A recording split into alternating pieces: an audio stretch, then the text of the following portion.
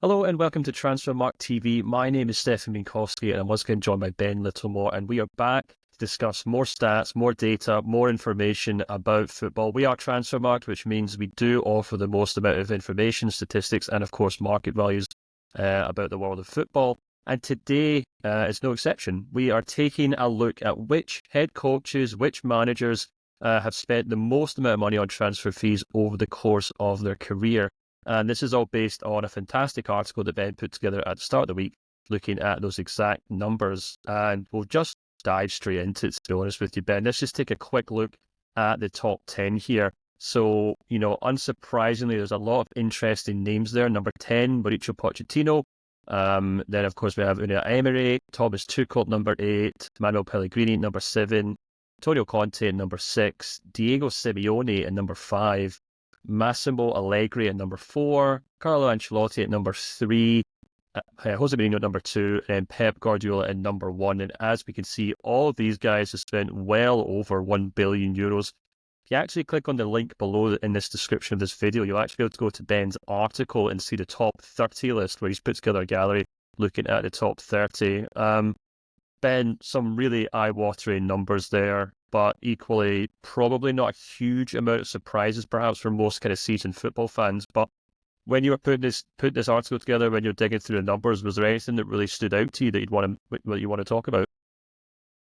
Yeah, well, firstly, we all know how much money is spent in modern football, but when you see it in front of you that 11 managers have spent over £1 billion in their career, it is a bit wild still to get your head around that.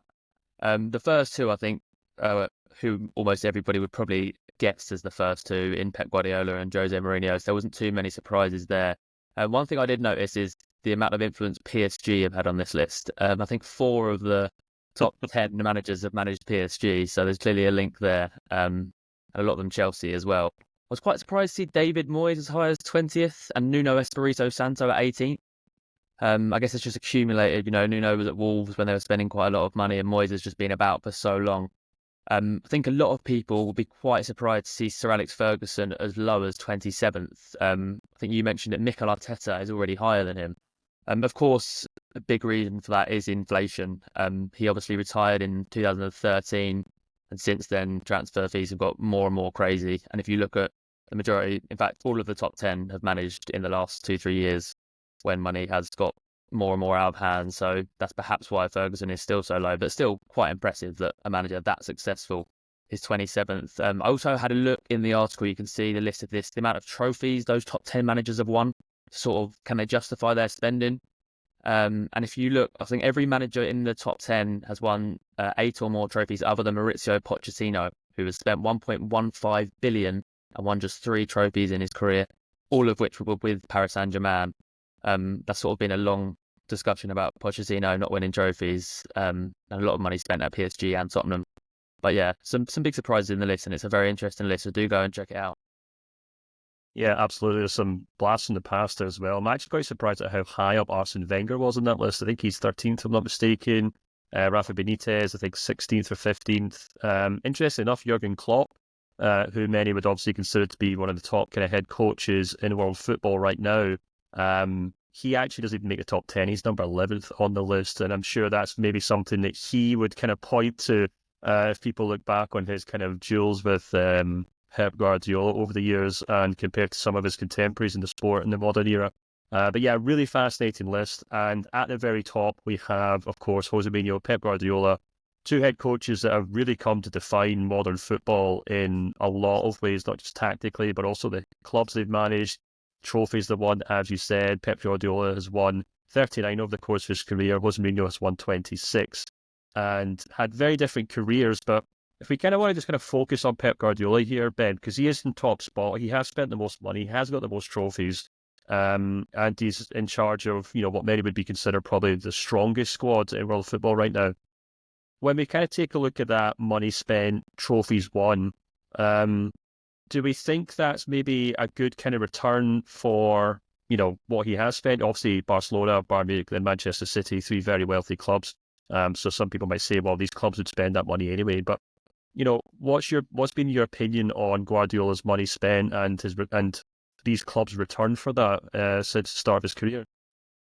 Yeah, it's a very interesting topic, and I don't really buy into the narrative that's usually floated about by Liverpool and Man United fans that Pep has only been as successful as he is because of the money he's spent. Because we all know spending money isn't a prerequisite to success. And if you look at his top 20 signings, 18 of them have come with Manchester City, the club he's been at longest.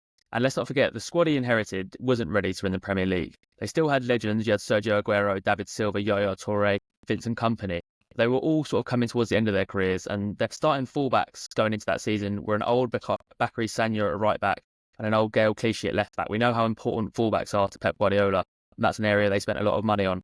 Also, if you go through that list of his top 10 signings, they're pretty much all hits. You know, Jack Grealish perhaps spent too much money, but he has been successful. You know, he's helped them in the Champions League and stuff, but that one perhaps a little bit too much money. Guardiola was really come into his own, looked superb. Ruben Dias being an amazing signing. Rodri obviously speaks for himself. The only one that isn't a Man City player in the top 10 is Zlatan Ibrahimovic. You know, we all know how talented he was. Didn't necessarily go the best for him at Barcelona, but still bang goals.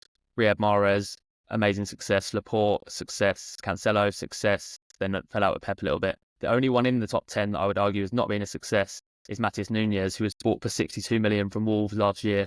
And you still think maybe, you know, Pep Guardiola does take a long time to sometimes bleed players through. So you wouldn't be surprised if Nunes does become a more important player for Man City in the future.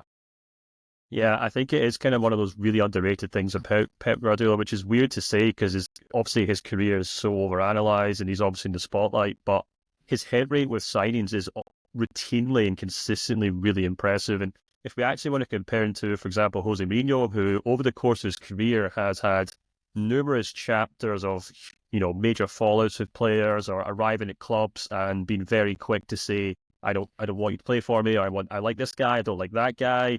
He draws a very distinct line in the sand. A lot of signings don't really make sense. I'm sure Manchester United fans would argue that the players that he signed when he was there, a lot of them didn't really work out long term.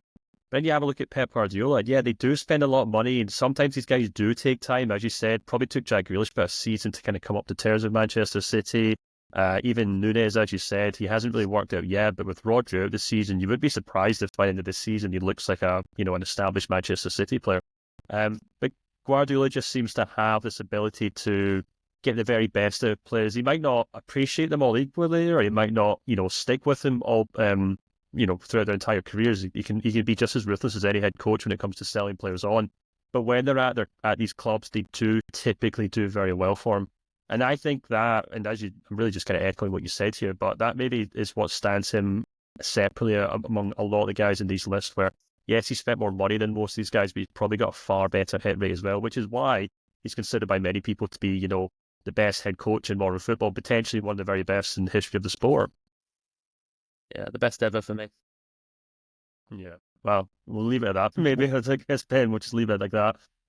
Cut it short. You guys can obviously take a look at that list. You can take a look at the top 30 on Ben's article, and you can let us know what you guys think. Do you think Pep Guardiola deserves the title of best head coach in the history of football based on the money he spent? Do you think he's just simply spent his way to success at Barcelona, Bayern Munich, and Manchester City? And do you think some of these other head coaches deserved a little more credit? If you're a fan of what we do, make sure to subscribe and like this video, and we'll speak to you guys soon.